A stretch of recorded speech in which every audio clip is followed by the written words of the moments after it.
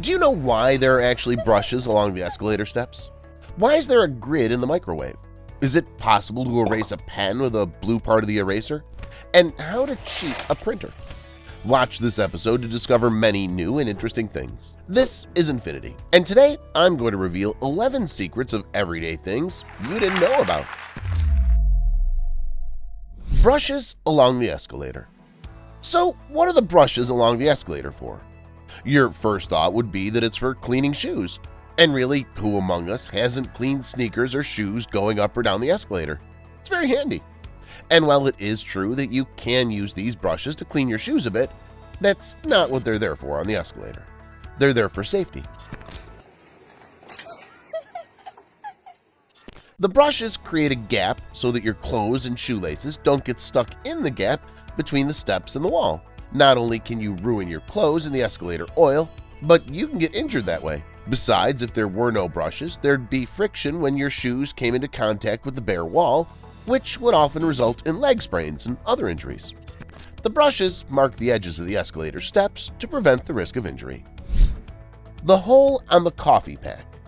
We're done with brushes, but what about coffee? Or more precisely, its packs. All of you at least once in your life seen it in coffee shops and regular grocery stores. Ground coffee sold in bags with a hole in the top. What's it for?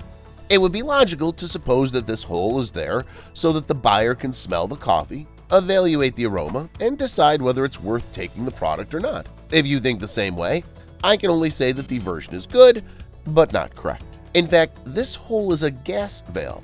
It releases carbon dioxide from the package and prevents oxygen from getting in. In the first 24 hours after roasting, coffee beans release several liters of carbon dioxide.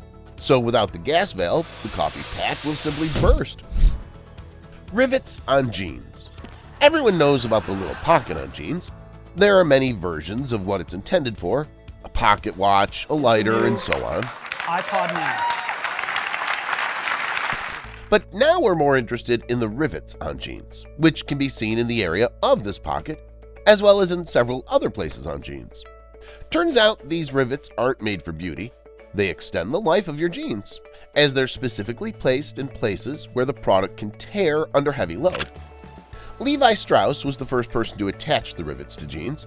Yes, he was the founder of Levi's, as you could assume.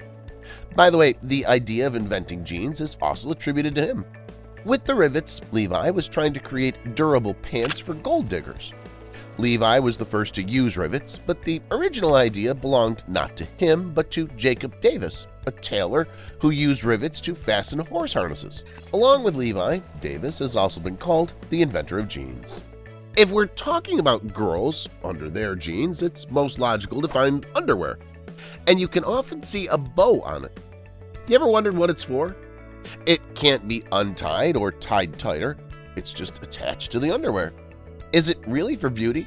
In fact, this bow used to be tied. Long time ago, there were no rubber bands in the underwear, and pantaloons were tied in the front with a string on the bow.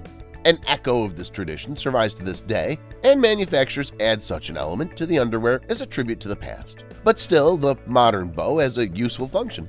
According to one version, it's needed so that in the dark, a girl doesn't accidentally put her underwear on backwards. Grid in the microwave. The microwave oven is one of the biggest saviors in the kitchen because it's much easier to quickly heat up food in it than stand around the stove. All of you for sure have stared at the microwave, looking at how the food inside is rotating. But seeing it properly is problematic. The grid's in the way. Maybe you should take it out and throw it away.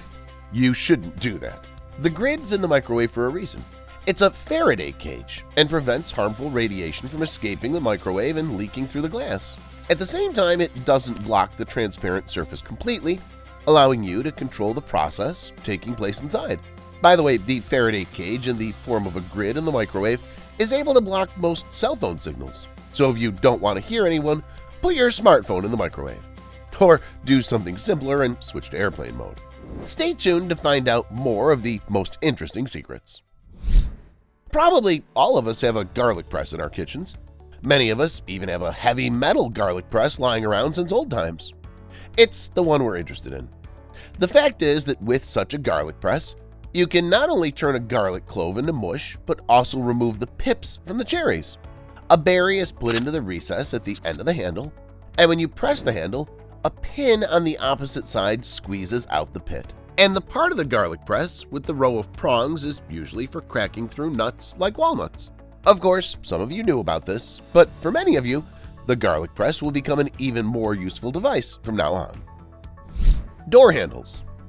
How often do you pay attention to door handles? We don't usually think about what material they're made of.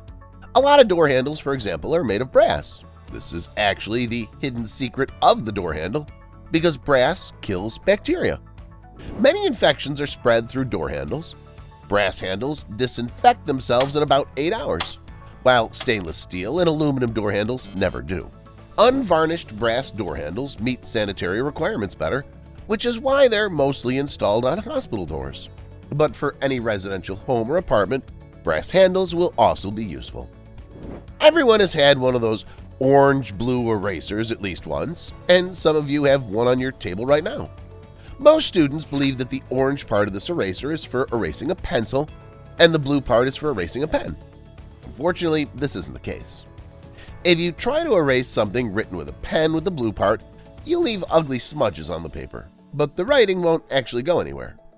In fact, the blue eraser was designed for cleaning cardboard or very heavy paper from pencil writing and drawings. For thin notebook sheets, the blue part of the eraser is quite aggressive, so it's no wonder that trying to erase a pen, students tear up notebooks at the drop of a hat. But why are so many people still convinced that a double-sided eraser erases a pen? It's simple.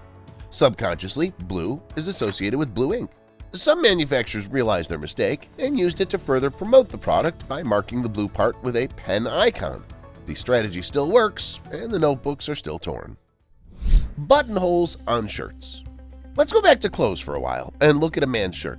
On one side are the buttons, and on the other side are the buttonholes. As a rule, they're all vertical, except for the uppermost one, which is horizontal. The very bottom buttonhole is also made horizontal. Why? It's simple.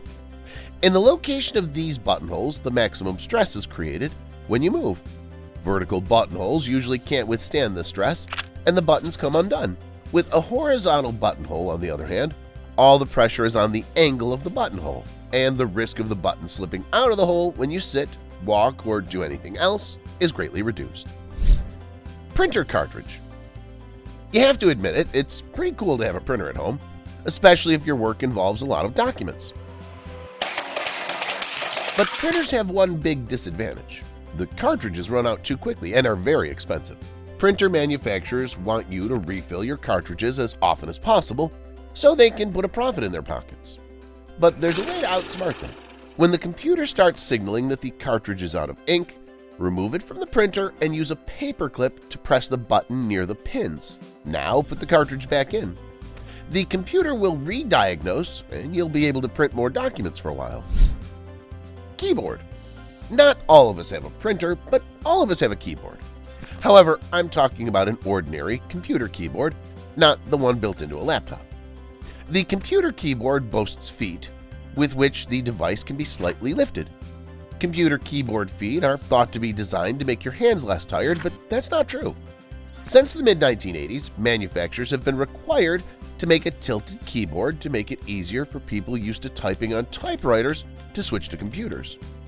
As for the wrists and hands, they'll be equally tired or not tired with the feet up or down. And if the feet on the keyboard are too high and the angle is more than 15 degrees, the hands will definitely hurt.